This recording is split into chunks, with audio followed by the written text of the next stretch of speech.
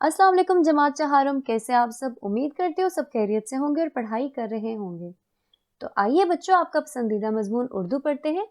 हमारा आज का उन्वान है पैराग्राफ तफहीम, सफ़ा नंबर 5, वर्कशीट नंबर 5। सबसे पहले हम ये जानेंगे कि तफहीम का क्या मतलब है।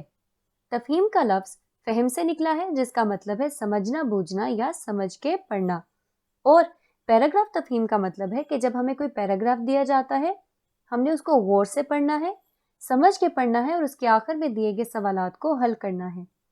पैराग्राफ तफहीम को हल करने के कुछ असूल व ज़वाबित हैं, तो आइए देखते हैं। पैराग्राफ तफहीम के असूल। पैराग्राफ तफहीम हल करने के दो तरीक़ेकार हैं। पहले तरीके में आप पहले पैराग्राफ को पढ़ते हैं और फिर मश्की सवालात को हल करते हैं, और दूसरे तरीके में पहले आप मश्की सवालात को पढ़ते हैं और उसके बाद पैराग्राफ को पढ़ते हैं। यूँ तो दोनों तरीक़ेकार अपनी अपनी जगह आसान हैं और दोनों तरीक़ेकार से तफहीम को हल किया जा सकता है, लेकिन हम इस बार पैराग्राफ तफहीम को हल करने के लिए पहला तरीका अपनाएंगे।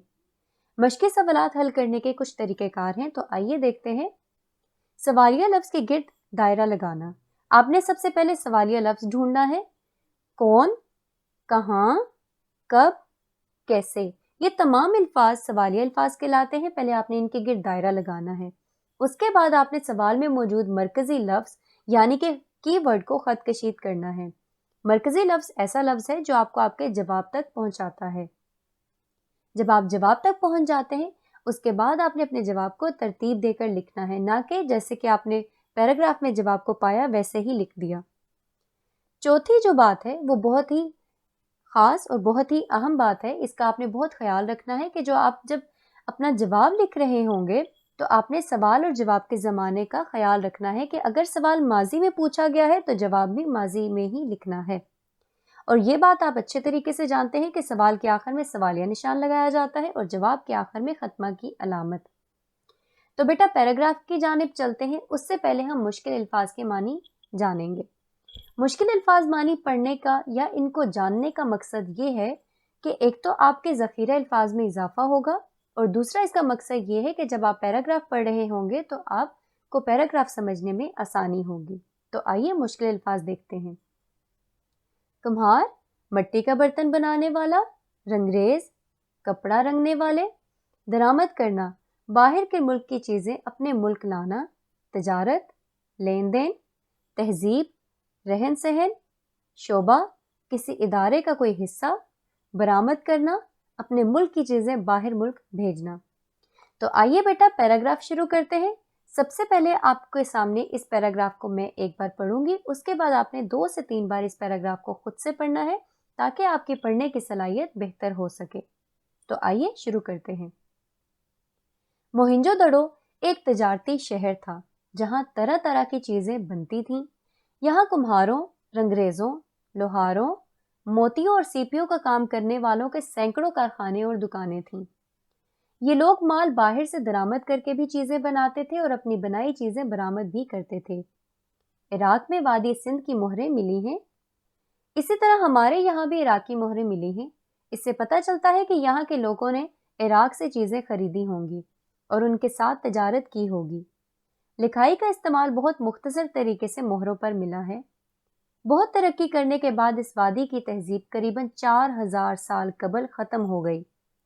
मोहनजोदड़ो की तबाही की एक वजह शायद ये भी हो सकती है कि दरियाई सिंध ने अपना रास्ता बदल दिया होगा, जिसकी वजह से खेत तबाह हो गए और तजारत के शोबे पर असर पड़ा। इसके अलावा वबाई अमराज, सैलाब या दुश्मनों के हमले, इनमें से भी कोई वजह हो सकती है। तो बेटा हमारा पैराग्राफ किसके बारे में था? मोहनजोदड़ो शहर के बारे में, जहाँ पे इराकी मोहरें भी मिली हैं। वहाँ के लोग अपना माल दरामद भी करते थे और बरामद भी करते थे। और ये तहजीब कब ख़त्म हुई? करीबन 4000 साल कबल। और फिर इसके तबाही की वजूहात क्या थी कि दरियाई सिंध ने अपना रास्ता बदल दिया होगा, या फिर वबाई अमराज की वजह से, सैलाब या दुश्मनों के हमले की वजह से ये तहजीब ख़त्म हो गई। तो आइए सवालात को हल करने का तरीका देखते हैं। पहला सवाल है, मोहनजोदड़ो की तहजीब को ख़त्म हुए लगभग कितना अरसा गुजर चुका है? तो बेटा तरीक़ेकार को जहन में रखते हुए सबसे पहले हमने सवालिया लफ्ज़ ढूंढना है। तो इस सवाल में सवालिया लफ्ज़ है कितना। मरकजी लफ्ज़ है हमारा तहजीब को ख़त्म हुए।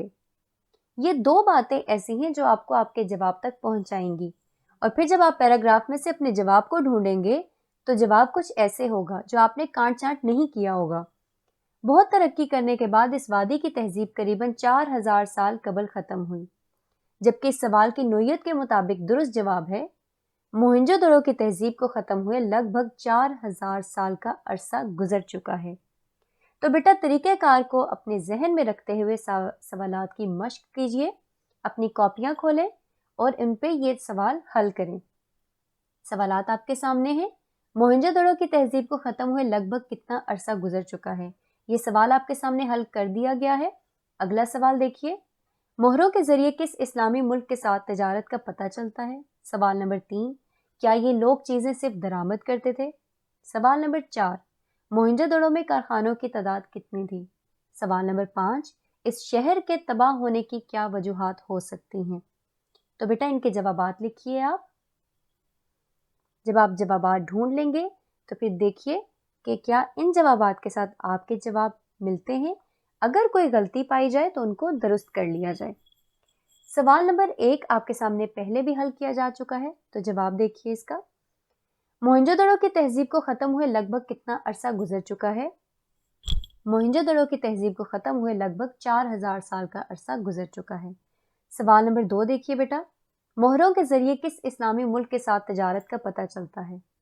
मोहरों के ज़रिए इस्लामी मुल्क इराक के साथ तजारत का पता चलता है। सवाल नंबर 3, क्या ये लोग चीज़ें सिर्फ दरामद करते थे? जवाब नहीं, ये लोग चीज़ें बरामद भी करते थे। सवाल नंबर 4, मोहनजोदड़ो में कारखानों की तादाद कितनी थी? मोहनजोदड़ो में कारखानों की तादाद सैकड़ों में थी। सवाल नंबर 5, इस शहर के तबाह होने की क्या वजूहात हो सकती हैं? वबाई अमराज, सैलाब, दुश्मनों का हमला या दरियाए सिंध का रास्ता बदल लेना इस शहर की तबाही की वजह हो सकता है। तो बेटा आपने अपने जवाबात इन जवाबात के साथ देखे हैं। क्या आपके जवाब बिल्कुल ठीक है? अगर नहीं तो अगर कोई भी गलती है तो आप उन जवाब को दुरुस्त कर लीजिए और अपने जवाबात को खुशखत लिखिए। तो बेटा आपने पैराग्राफ तफहीम को हल करने के तरीके जाने, सवालात को हल करने का तरीका समझ लिया है। आइंदा जब भी पैराग्राफ तफहीम को हल किया जाएगा तो इन्हीं असूल और ज़वाबित के तहत हल किया जाएगा। अब आपने इन तमाम सवालात के जवाबात की मश्क करनी है, उनको खुशखत अपनी कॉपी पर लिखना है ताकि आपकी लिखने की सलाहियत बेहतर हो सके। इजाज़त चाहूँगी। अल्लाह हाफिज़।